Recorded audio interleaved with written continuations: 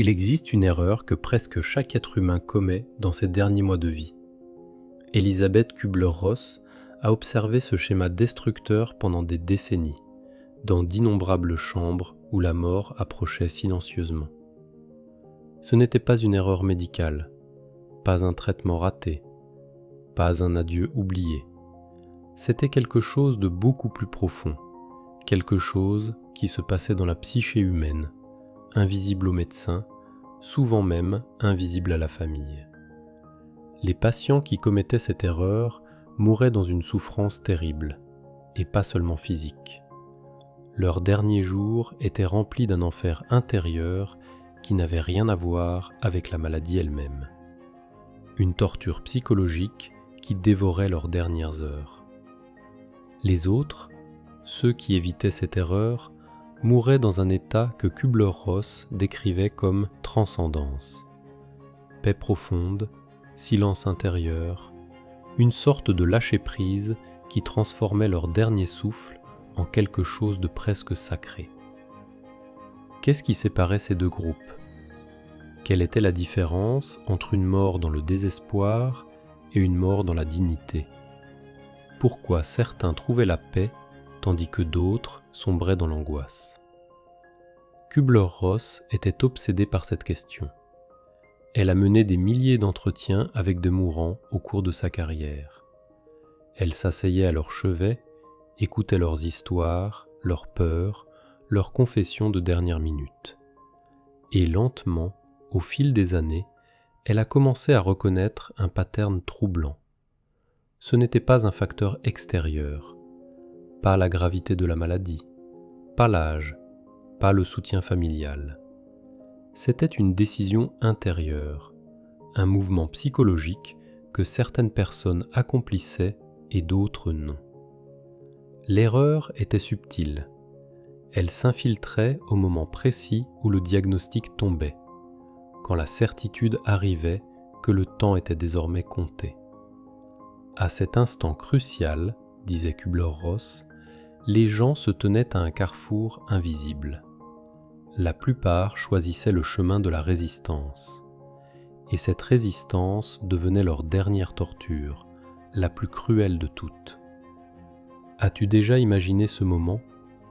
Comment réagirais-tu face à cette nouvelle ? Connais-tu ce sentiment étrange quand le temps devient soudainement visible ?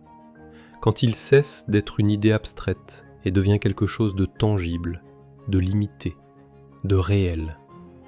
Dans cet instant précis, quelque chose de profond se révèle en nous. Notre vraie nature émerge, nos priorités se cristallisent, et surtout, notre relation avec la mortalité se manifeste. Certaines personnes acceptent cette visibilité du temps. Ils accueillent la mortalité, non pas avec résignation ou défaitisme, mais avec une forme de révérence silencieuse. Une acceptation qui n'est pas une capitulation, mais plutôt une reconnaissance humble de la réalité. D'autres luttent contre cette révélation avec toute leur force. Ils refusent de voir ce qui est pourtant devenu évident. Et c'est dans cette lutte acharnée que naît l'erreur fatale dont parlait Elisabeth Kübler-Ross. Elle décrivait comment elle voyait des patients passer leurs 3 derniers mois à essayer désespérément de réparer toute une vie en quelques semaines. Ils faisaient des promesses impossibles à tenir. Ils tentaient de comprimer des décennies de regrets en quelques jours d'action frénétique. Si je survis, tout sera différent. Je serai une meilleure personne. Je réparerai toutes mes erreurs.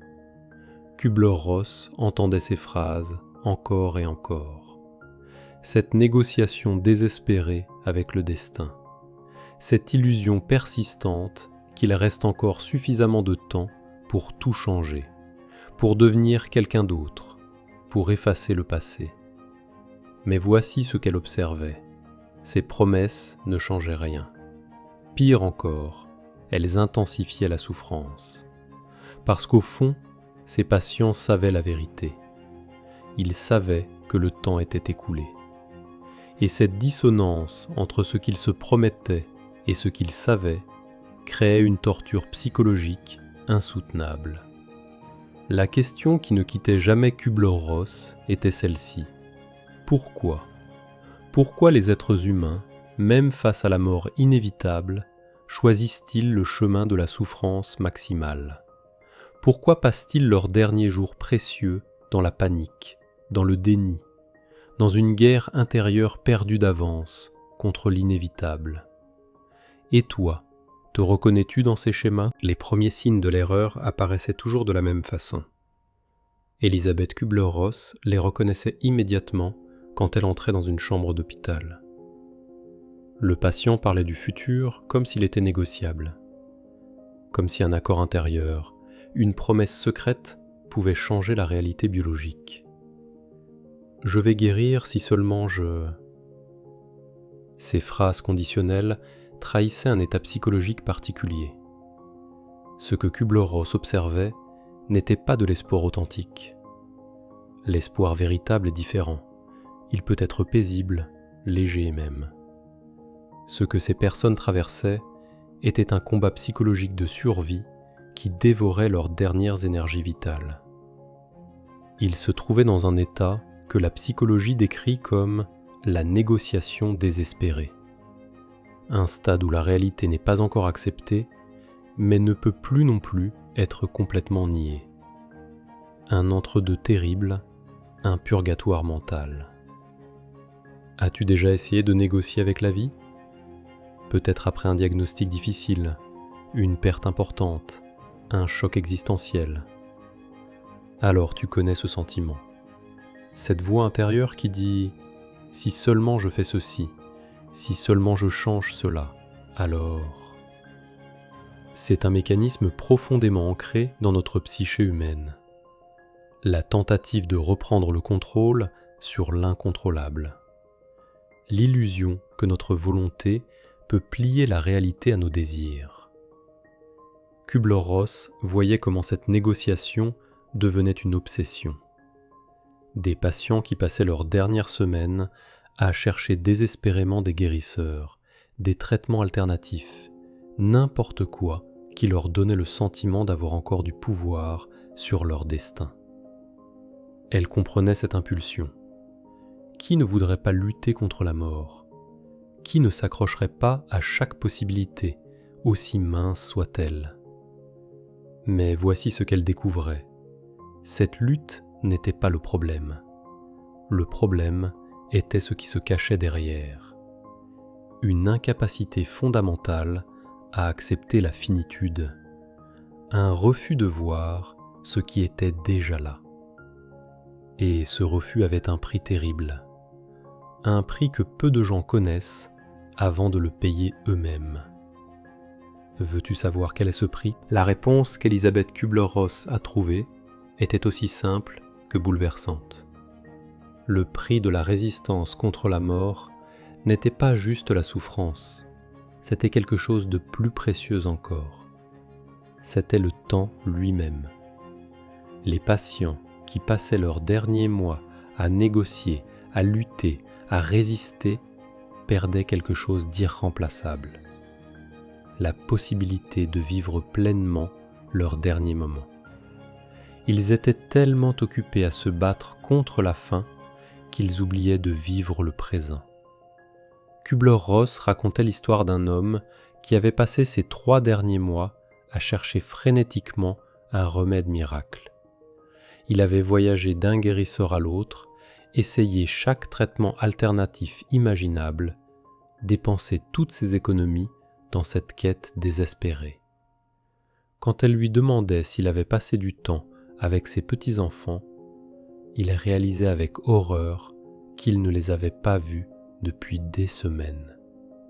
Sa guerre contre la mort l'avait éloigné de ce qui comptait vraiment. Compare ça avec une autre patiente qu'elle avait rencontrée. Cette femme, après avoir reçu son diagnostic terminal, avait fait quelque chose de radicalement différent. Elle avait accepté, pas avec résignation, mais avec une clarté tranquille. Elle avait organisé des après-midi avec chaque personne importante dans sa vie. Elle avait écrit des lettres. Elle avait dit les choses qu'elle devait dire. Et surtout, Elle avait vécu chaque jour avec une présence totale. Dans ces dernières semaines, elle rayonnait d'une paix que Kübler-Ross décrivait comme transcendante.